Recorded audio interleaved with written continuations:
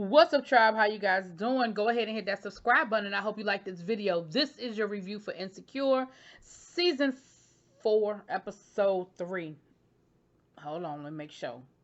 But the right, to be right in the description box. I got it right. Season 4, episode 3. So we start this episode off. We see Lawrence in the mirror giving himself the whole, this is what I've done for the company. So you know that he's prepping for a raise. I don't know if it's evaluation time and he has to, justify all the wonderful things he did to with the company, or if it's, I think I've been here long enough and I've done some great things and now it's time for a raise. But we see him doing that, and then all of a sudden we hear the fire alarm go off. At least that's what I thought. And I'm like, oh shit, his building's on fire. No, it's Cece's, because that's what we're gonna call her. Cece. It's Cece's alarm clock going off because she will sleep through. She said she slept through an emergency water landing one time. Now, I have been known to sleep sort of hard. I don't know if I sleep through that, but I do understand. I'm the person that I set 3 alarms in the morning, because sometimes if I am that sleepy and that tired, I will hit not the snooze but the off and keep it moving. And I've gotten lazy with the cell phone, because before cell phones and I had a real alarm clock, I put it on the other side of the room so I had to physically get out the bed and turn it off. But anyway, that's enough about me. Let's get back to that. So, we see him go to work. Well, no, before that, they're having a comment. It's Thanksgiving time. And Thanksgiving is always a weird time when you're in the beginning of a relationship, not quite sure where you guys stand. You guys are grown, people are growing up. They're not always living where their family is, and you make friend, givings, and all. It's one of those weird times of year, because Thanksgiving is that weird holiday. You know what I mean? Everybody goes home for Christmas. You know what I mean? If you can. Like, everybody. But Thanksgiving is sort of that, maybe I will, maybe I won't. Anyway.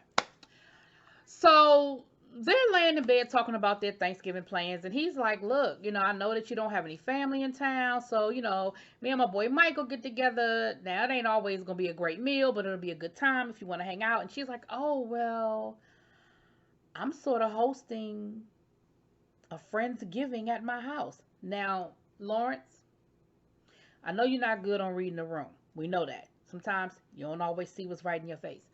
But in that moment, she wasn't inviting you, bruh.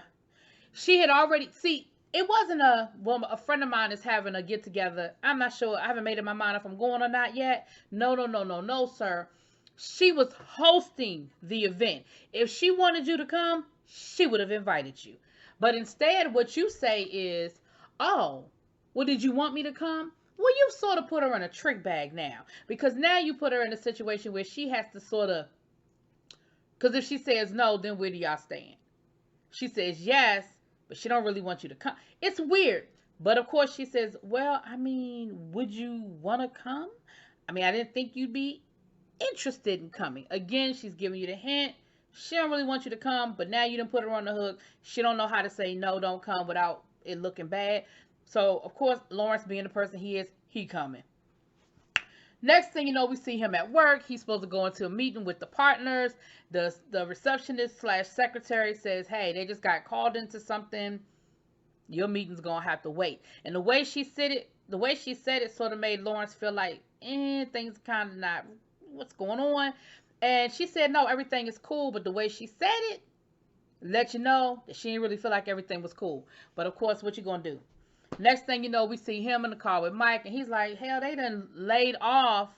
Like, we lost 50% of our funding. They got to lay off half the staff. And, of course, Mike is like, so you going to lose your job? He was like, nah, I'm the only black person in my department. I think I'm good because, sometimes being the minority works in your favor. If you're the only black person and they need that diversity, you kind of feel like you kind of good, especially if you've been doing your job too. It's not like wasting the company time. And so Mike lets us know he ain't been selling no houses, and then of course he tries to talk Lawrence into buying a house. Child. Anyway, that Lawrence is a fool. I mean, that Mike, he's a mess anyway. So next we see Issa at the spot on her laptop, fake working.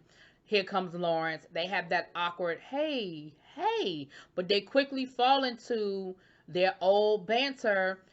She's watching the show. He's watching the show. He tells her the ending, and she was like, "Oh, so that's what we doing? We spoiling the end." And then they do this whole thing where they talk about old movies and like what the ending was. And you could tell it's like one of their little things that they used to do. And as they're doing that, Cece walks up. And it's that awkward, you know, thruple situation, as Molly would call it. And Issa being Issa child, her awkward way, she gets up out of there. She says, "Oh, you know, I was just hanging out. You know, I'm gonna get ready to go." And of course, she had ordered a meal. You know, and they were like, you know, Issa for here, and she's like, "Ugh." But you know, it's that awkward, and you know, she kind of looks back and sees, you know, Lawrence and Cece, you know, kissing and having a moment, you know. So next we see Issa with Molly. In the grocery store, Molly's buying the stuff that she needs for her, you know, her dip for Thanksgiving. She's going to Thanksgiving with her family. And again, we see this uneasy banter back and forth with Issa and Molly. And then Molly made some snappy, snide comments to Issa. Issa made some snappy, snide comments to Molly. Molly retaliated, and she sort of crossed the line with the stuff she said. And they were just going back and forth with the, because she said something about, I don't remember exactly how it started, but I know Molly said something about Issa still being friends with Cece, and she don't understand why Issa is doing it, and you acting like you okay with it, like you pretending like it's cool. And Issa was like, well, actually it is. Like, I'm cool with, you know, I like Cece. Like, I'm cool with her, and it is what it is. And she was like, and I know you're not talking when you was in a full out threesome with Dro a couple of months ago. And so, of course, now, you know, now Molly and her feelings about the comment about Dro. So then she threw something back at Issa. I don't remember what it was, but I know whatever it was, Issa really felt offended and was like, okay, you didn't cross the fucking line now. And she did. So then Issa and Molly were just like, what's up with us? And Molly was like, I don't know. Things have just been off the last couple of weeks. Like, it really has been. And Issa is just like, what do we need to do? And so they said they were going to talk. Now, Issa had already said she was coming over to Molly's house for dessert. And, you know, I remember the days of Thanksgiving hopping. Like, you go to your family house for Thanksgiving, and then you go to 2 or 3 other friends' house to hang out with their family for Thanksgiving, and you play games, and, you know, you have your dessert. You take your to-go plates. You take your to-go plates. And all that good stuff. And so that was sort of like I feel like a tradition that Issa always somehow found her way over Molly's house. Now, throughout the episode, we are seeing people's social media, that daggone Kelly's crazy, but we see where Kelly gets it from because her whole family is special and crazy all at the same time. We see Tiffany and her husband, honey, they are having the time of their life with their perfect Thanksgiving. You know, all this is through social media. We're experiencing other people's Thanksgiving. Molly gets to her house, and remember, Molly is still mad at her daddy, finding out that the daddy was sleeping, had an affair, and so she's still, you know, giving daddy the cold shoulder. Her 2 brothers are there with their, you know, flavors of the month. Now, one brother got the baby pregnant, got one of the girls pregnant, so, you know, so she's doing the whole, you know, I'm my sister-in-law, and you got your nephew coming, you know, she doing that whole thing. And of course, Molly and her mama are just kind of like, okay. Molly tells her mama that she dating Asian Bay, and mama is like, oh really? And then of course tells the rest of her brothers. So of course then they start clowning her about her dating the Asian guy, whatever, talking about is he crazy and rich? Child. Issa and her brother are going over mom's house. Now, Issa and her brother ain't crazy about mama's boyfriend, and they clowning him the whole time. They roll up on the house. The ambulance is out front. Boyfriend, Stanley, done slid on some gravy, honey, and they on their way to the emergency room. Now, Stanley has a set of twins, and mama says, okay, well, the family is coming through. The twins will be here in a few minutes. You know, y'all stay and keep everybody company. Appreciate it much. Issa and her brother promptly roll out. Okay, they go down to the Mexican restaurant where there's a 1 hour wait, and they decide to wait. She sends Molly a text saying, look, I'm gonna be a little late with the whole pie, the dinner dessert thing, but I'll be through later on. Molly was like, girl, do what you do. Now, Lawrence is over Cece's house meeting her friends and stuff. He's a little overdressed, right? Which I don't really think he was overdressed. Now, she made a comment about him being dressed up, but as I looked around the room, I was like, I ain't see nobody in jeans and a t-shirt, so I felt like he was appropriate. She gets there and he got there early and her sink was leaking, which she had said she had to leave to go. She had to leave the other day when they were in bed because she had to go meet the plumber. She said the plumber stood her up. Now I don't know if the plumber really stood her up or if that was her excuse to leave, but we're gonna go with it because they ain't bring it up. We're gonna go with the fact that the plumber really stood her up. Lawrence says he can fix it. Honey, Lawrence pulls out trusty YouTube because everything is on YouTube. Listen, if you want to know how to do anything, it is on YouTube. Probably 99% of anything you ever want to learn how to do, there is a tutorial on it on YouTube. So he promptly pulls out the tutorial. Now he finds the player's guide to fixing the plumbing. He fixes the sink. They have Lawrence and her friends have that awkward getting to know each other, not quite sure. And again, I don't think any of them expected Lawrence to be there conversation. And at one point, one of her friends gets drunk. I think they called her drunk. I don't know, drunk Tiffany shit. I don't know. But anyway, and I know somebody's going to correct me in the comments, and I know exactly who that somebody is that's going to correct me about her name in the comments. Big Daddy T. I know you are. I know you are. Anyway, but her and Lawrence end up having a conversation, and she basically tells Lawrence, I'm so glad that, that Cece is finally getting, moving on from her bad breakup. The husband left her. We've been telling her she need to go out there and get her groove on, and basically reducing Lawrence to a booty call, like something that's letting her get her rocks off a little bit, but not really a serious relationship kind of thing. So of course, in Lawrence's mind, he thought they were moving towards something more serious. And it seems like that's not quite what her friends seem to think, or at least that friend seems to think. So, of course, Lawrence is in his head a little bit about the situation. So, Issa and her brother are having a really a cool conversation over dinner. He's talking about they talk about the fact that the father didn't really accept the fact, really the mother or the father didn't really accept the fact that he was gay, and how, it was cool for Auntie to bring the boyfriend that everybody knew was married, but him bringing his roommate to Thanksgiving dinner was a problem, and they ended up having a 20-minute prayer about, Adam and Eve, not Adam and Steve type situation. And her brother said, look, at this point in my life, I am no longer going to live for anybody else. Like, it's my life, it's what I want, and I'm gonna live for what makes me happy. I'm no longer gonna live for somebody else. And it was very interesting because the mom sent a text basically saying, oh, Stanley just has a little bit of a fracture. Thank you so much for staying with the family, spending the day with the family. It meant so much. And so then, of course, Issa was about to start feeling guilty. Issa was about to fall into, oh my goodness, maybe we should have stayed. And the brother was like, hell no, because that ain't where I wanted to stay, and man, fuck them twins. Issa was like, yeah, fuck them twins. So they're having a good time.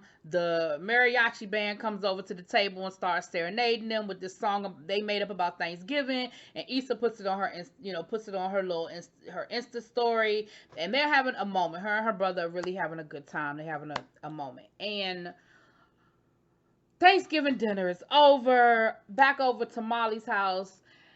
Now it's after dinner. They getting ready to play some Taboo. They try to pair Molly up with her dad. Molly is like, nah, I'm good. I'll just keep score. Brother pulls Molly into the kitchen and is like, Molly, how long are you gonna do this? And she was like, what you talking about? He was like, how long is dad gonna have to pay for what he did? Like, get over it. Ma done got over it. We done got over it. Like, I need you to get over this. And she was like, Ma just acted like it didn't even happen. And he was like, but it happened to her.